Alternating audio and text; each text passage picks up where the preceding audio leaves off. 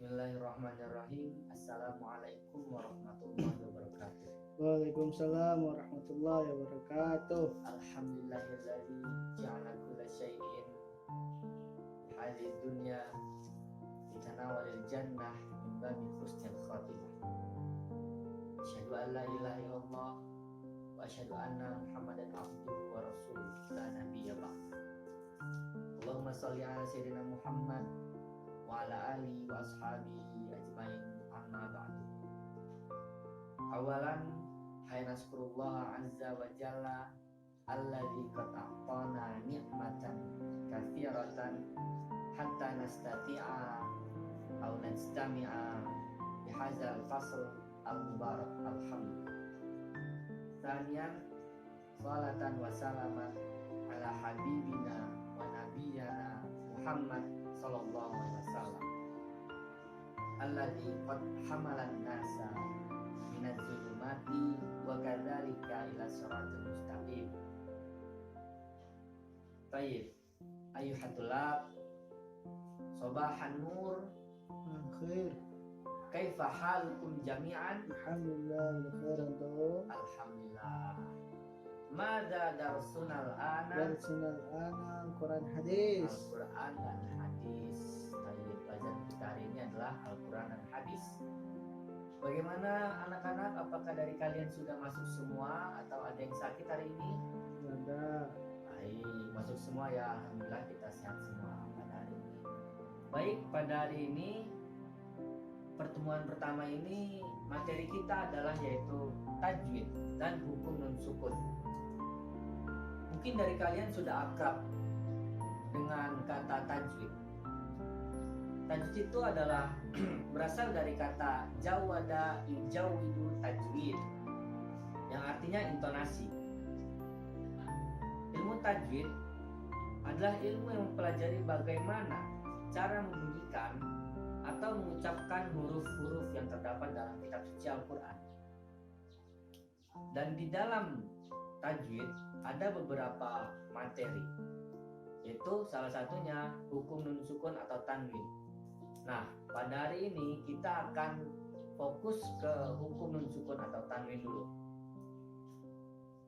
Di sini sudah ada rumus cepat untuk kita dapat memahami apa itu hukum nun sukun atau tanwin. Hukum nun sukun atau tanwin terbagi menjadi 5. Yang pertama ada izhar. Pertama ada izhar. Apa artinya izhar? Apa yang dimaksud dengan izhar? Tidak tahu. Izhar itu artinya jelas. Jelas. Izhar tertambah halqi. Ada yang tahu artinya halqi? Tidak ada. Halqi artinya tenggorokan.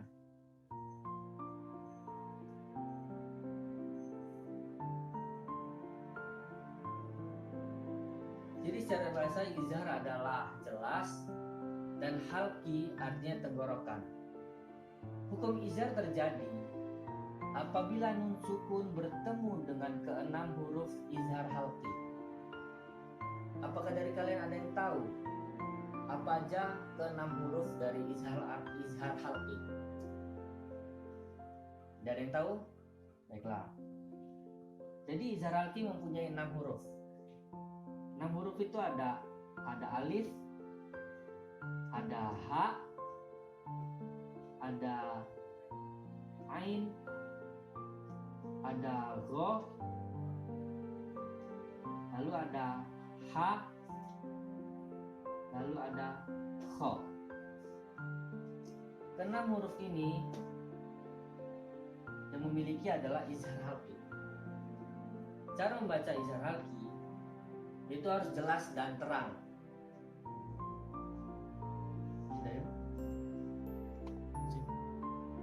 Nah, cara membaca izhar halqi yaitu lihat rumusnya. Apabila nun sukun atau tanwin bertemu dengan keenam huruf ini, Maka cara bacanya, contoh ya,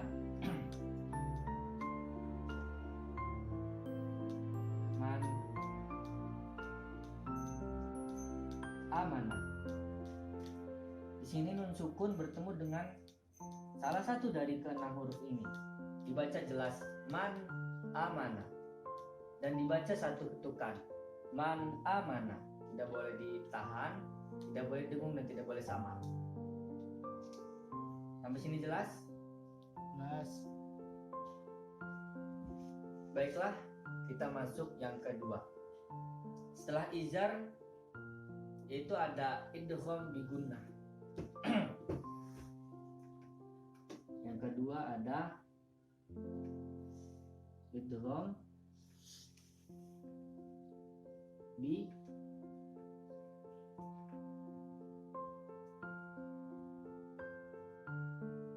gunnah. Apa sih arti dari idgham bi gunnah ini? Idgham bi gunnah ini yaitu idgham, artinya dimasukkan. Dimasukkan, bi yaitu dengan atau disertai. Dengan, gunnah artinya dengung.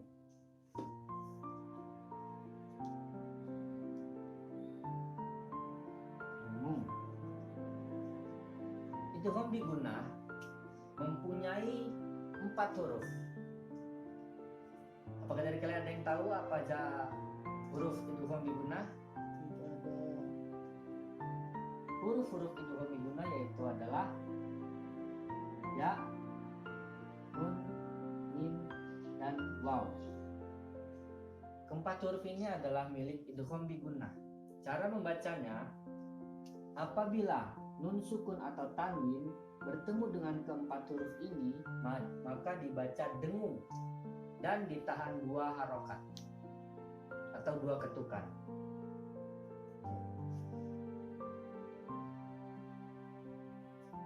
Contohnya ya,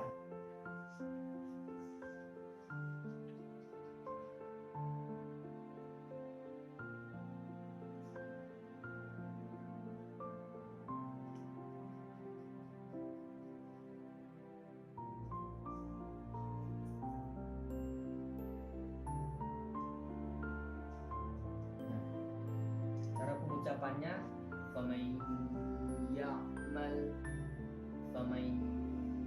ya'mal, maka di situ ada dengung. Cara mengetahui itu sudah masuk dengung atau belum, maka pencet hidung kalian. Faman, nah itu sudah masuk dengung.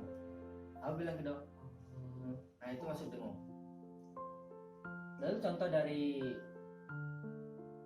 Qurannya ada di Quran surat Al-Lahab, yaitu tabbat yada abi lahabin wa tab. Tabbat yada abi lahabin wa tab. Nah itu dengung. Itu sudah masuk idgham bi gunnah. Ini ya rumusnya tadi. Nun sukun bertemu dengan salah satu dari keempat huruf ini.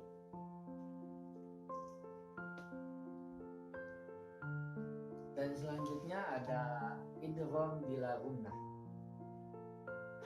Idgham bila gunnah artinya dimasukkan dengan tidak dengung.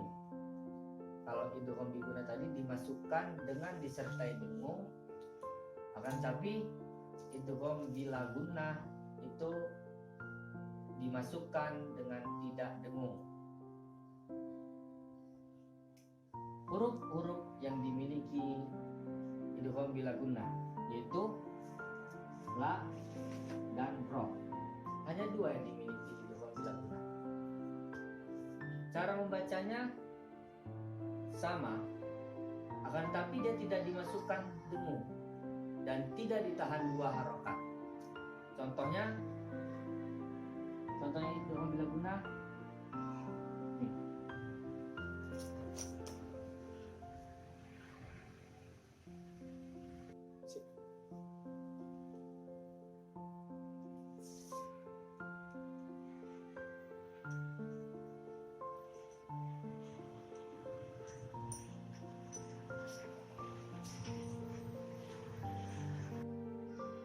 Contoh membaca idgham bila gunnah yaitu miladunka.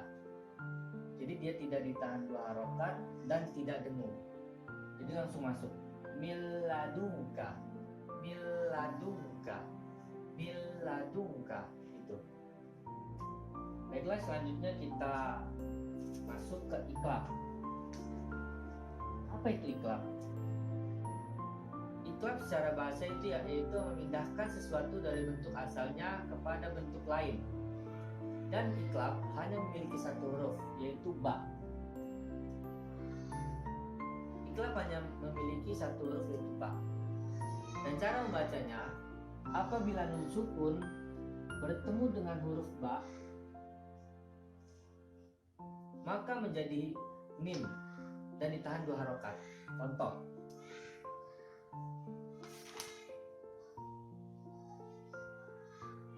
contohnya dalam surat Al-Alaq ya.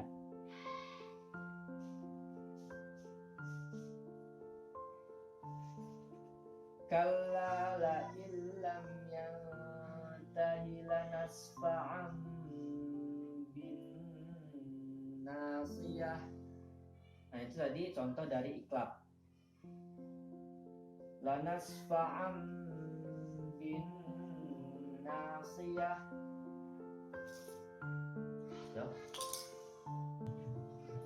Nah, selanjutnya yang terakhir ada ikhfa. Apa sih ikhfa itu? Ikhfa itu adalah samar. Samar artinya antara izhar dan idgham. Huruf-huruf yang dimiliki ikhfa itu ada 15. Yang pertama ada ta. Lalu ada sa. Ada dal, ada ko, ada ko, ada ka, ada ja, lalu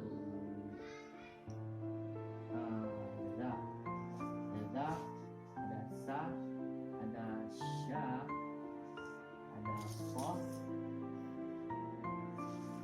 ada do, ada zo, ada fa. Nah, 15, 1, 2, 3, 4, 5, 6, 7, 8, 9, 10, 11, 12, 13, 14. Satu lagi dot udah, zot udah, fa udah, za udah. Oh ya, za belum, tadi za ya, za belum. Nah, cara membacanya, apabila nun sukun atau tanwin bertemu dengan ke-15 huruf ini, maka itu dibacanya samar. Samar tadi itu artinya antara izhar dan idgham. Contoh dari ikhfa itu, ikhfa ini ditahan 2 harokat juga ya, itu penting. Jadi contohnya min syarril waswasil khannas, itu dari surat An-Nas, dan satu lagi dari surat Al-Kafirun. Wala antum abiduna ma wala antum abiduna ma a'bud. Dari yang wala antum yang pertama tadi min syarri. Nah itu tadi adalah contoh dari ikhfa.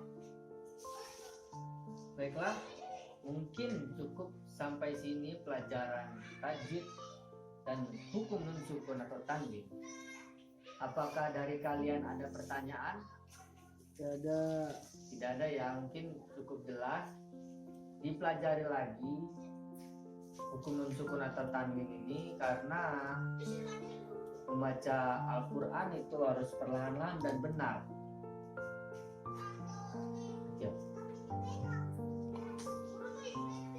Apakah dari kalian ada pertanyaan? Tidak ada ya. Mungkin kalau dari kalian tidak ada pertanyaan, kita akhiri pelajaran pertemuan kita pada pagi hari ini.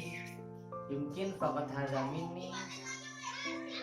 dan terus belajar, tetap terus belajar. Motivasi dari saya adalah tarjun najata walam tasluk masalika inna safinata la tajri al yabas. Artinya kita menginginkan suatu kesuksesan, akan tapi kita tidak berjalan di jalannya, maka ketahuilah kapal itu tidak berjalan di atas tanah yang kering. Artinya apa? Jika kita ingin sukses, maka kita harus berjalan di jalannya, yaitu dengan thalabul ilmi ini. Dan dengan begitu kita akan menemukan kesuksesan yang baik, benar. Mungkin cukup sampai sini.